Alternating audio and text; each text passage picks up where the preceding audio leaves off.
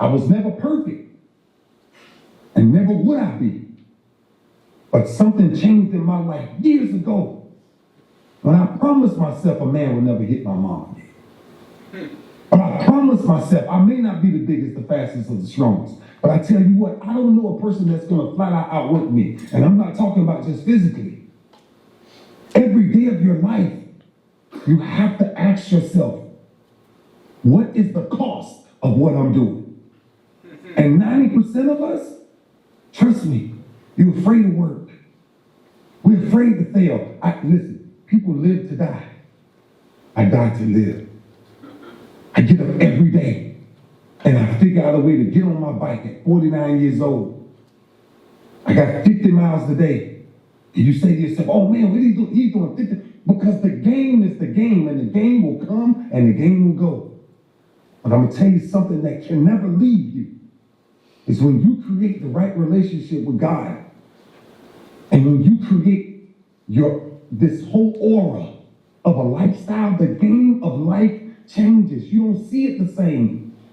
I don't need nobody to encourage me.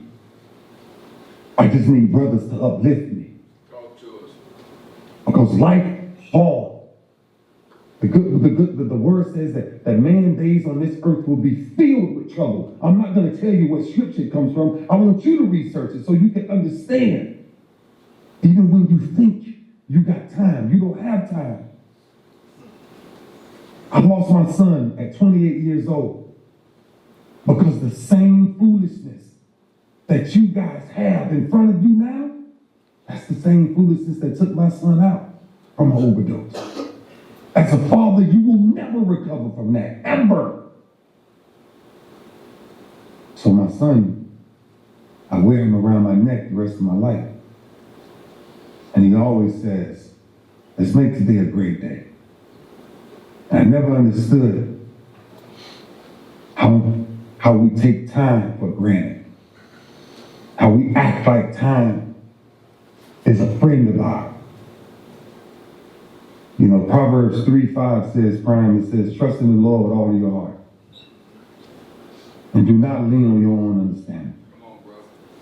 Because if we do, we're in trouble. I lost him, and I learned something. If you don't have a pro mentality about life, the game will pass you too quickly. The only thing that made that man great, that's your coach now, is he accepted nothing less. And now we're negotiating with, I'm great. Guarantee you, 90% of everybody sitting in this locker room gets up every day. And the first thing you grab is your phone.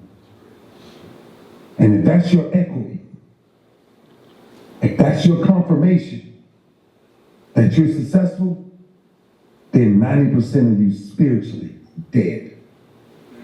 And when you find yourself spiritually dead, it's hard to win. Easy to win games. Easy. Man, talent can win you some games.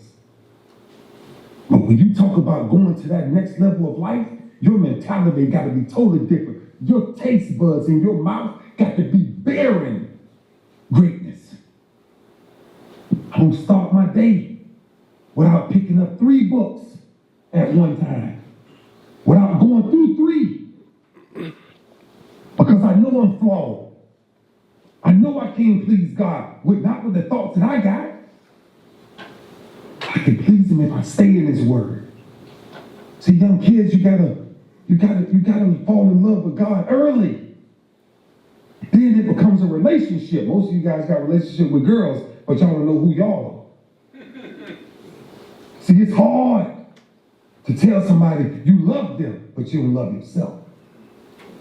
See, because when you love yourself, you challenge yourself. When you love yourself, you obey certain principles, kingdom principles. Now it's the likes and follows that excites us. Man, let me tell you something. And I ain't gonna be long, big bro, because I want y'all to get to work, but I'm telling you, I stopped looking for a pat on the back And my father never came to pat me on the back. I never had a man touch me. Never had a man told me he loved me. So I found a way to love myself. I started loving myself by chasing pain. I wanted to know what pain felt like because I got tired of living it. I got tired of not having it. I sat in these same meetings 17 years in Baltimore. 17 years. And the difference of y'all and me, every speaker that ever came in there, I wrote down every word that was ever said. Come on, bro.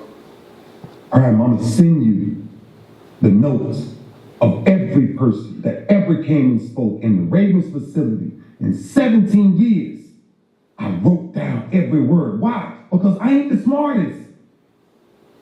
And I need to know. I need somebody to feed me. And if I'm not getting fed,